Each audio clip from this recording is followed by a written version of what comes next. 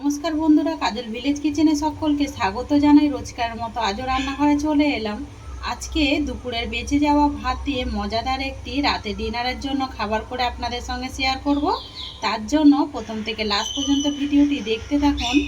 দারুণ সুন্দর চমক আছে, আশা করছি সকলের কিন্তু ভালো লাগবে। তো চলুন তাহলে শুরু করা যাক। এখানে আমি এক বাটি ভাত নিয়ে নিয়েছি। দুপুরের বেশ কিছুটা ভাত বেঁচে গেছিল আর একটা কাঁচা লঙ্কা নিয়েছি। আজকের রেসিপি এই ভাত দিয়েই করে আপনাদের সঙ্গে শেয়ার করব। রাতের জন্য কিন্তু বেঁচে যাওয়া ভাতকে ফেলে না দিয়ে এইভাবে কিন্তু খাবার করে নিতে পারেন। তো এর মধ্যে কাঁচা লঙ্কাটাকে ভেঙে দিলাম আর এই ভাতটাকেও আমি মিক্সিং জারের মধ্যে দিয়ে দেব। একটা মিক্সিং জার নিয়ে নিয়েছি, সেটা কিন্তু দেখতেই পাচ্ছ। আর এখানে আমি যেই বাটি ভাত নিয়েছিলাম তার থেকেও দেখুন 4/1 ভাগ জল নিয়ে নিয়েছি। এই জলটা আমি মিক্সিং জারের মধ্যে দিয়ে ভালো করে বেটে নেব। আগে মিক্সিতে দিয়ে খুব ভালোভাবে বেটে নিলাম। এবার একটা আমি এখানে থালা নিয়ে নিয়েছি।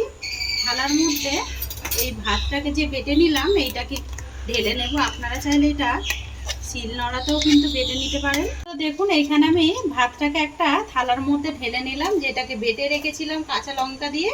এবারে দেবো এর মধ্যে স্বাদ মতো লবণ বা মাপ মতো লবণ, আর এর মধ্যে দেব 1/2 চামচের মতো চিনি। চিনিটা চাইলে বাদও দিতে পারেন। চিনিটা দিলে পরে যেমন খাস্তা হবে তেমন কিন্তু মুচমুচেও হবে।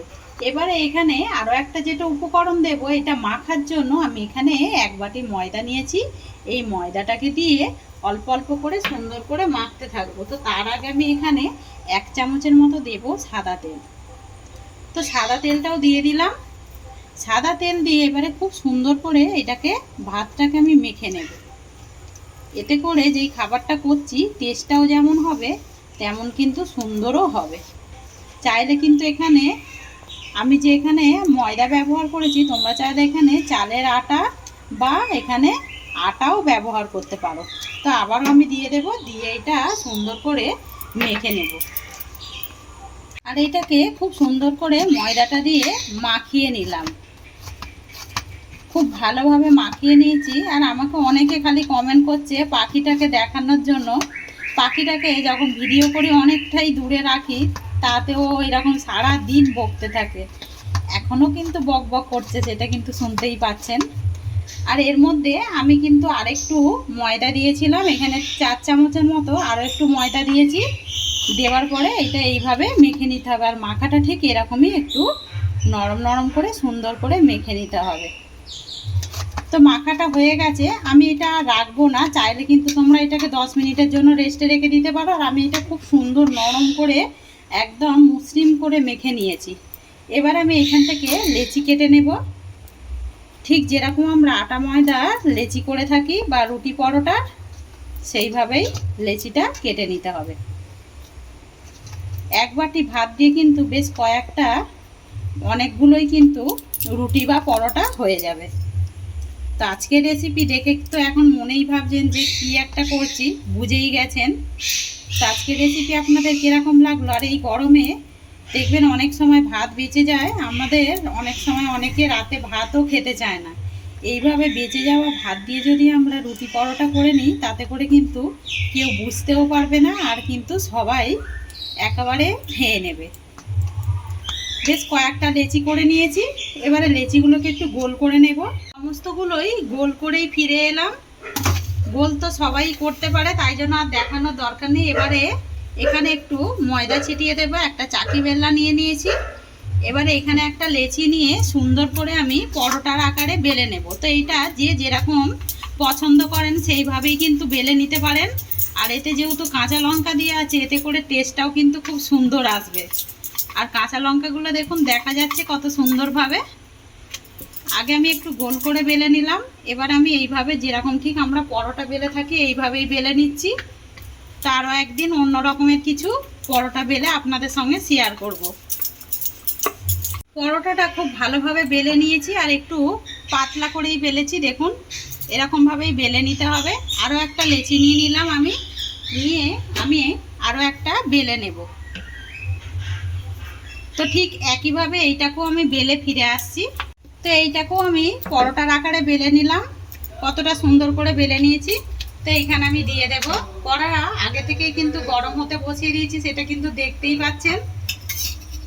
এবারে যখন কাঁচা দু পিঠ আগে খুব ভালোভাবে উল্টে পাল্টে ছেঁকে নিতে হবে। যখন একটা পিঠ হয়ে যাবে অপর পিঠটা উল্টে দেব। তো দু পিঠ কাঁচা আগে উল্টে পাল্টে ভেজে নিয়েছি, আর ভাজাগুলো ফুলতে আরম্ভ করেছে, সেটা কিন্তু দেখতে পাচ্ছ। এবার আমি এখানে 1 চামচ দিয়ে দেব সাদা তেল।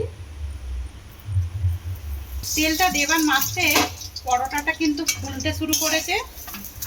আর এই পরোটাগুলো যেমনই নরম হয় আর তেমন কিন্তু খেতে খুব সুন্দর লাগে। এটা যে কোনো আলুর তরকারি, আলুর দম, চিকেন কষা দিয়েও কিন্তু বেশ ভালো লাগবে।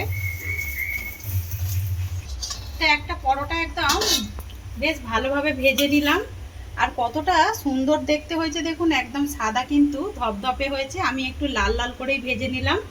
এবারে আমি এখানে আরও একটা যেটা বেলে রেখেছিলাম ওইটাকেও আমি দিয়ে দেব কড়ার মধ্যে।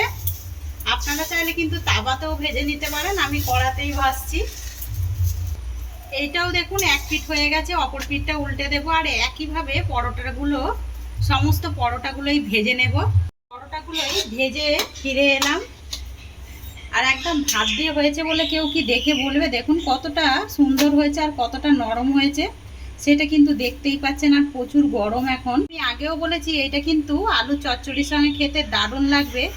আর কতটা নরম তুলতুলে হয়েছে সেটা কিন্তু দেখতেই পাচ্ছেন। এটা কিন্তু হাতের মুঠোয় চলে আসবে।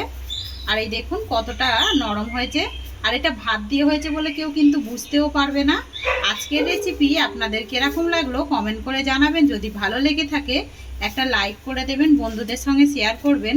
আর এই ছোট্ট চ্যানেলটিকে সাবস্ক্রাইবার করে নেবেন। আমার এরকম নিত্য নতুন রান্নার জন্য পাশে থাকা বেল আইকনটি প্রেস করবেন। সবাই ভালো থাকবেন, সুস্থ থাকবেন। ধন্যবাদ। আবারও নতুন রেসিপি নিয়ে ফিরে আসবো। আজকে রাতের রেসিপি কিরকম লাগলো কমেন্টে জানাবেন। আজকের মতো এই পর্যন্ত।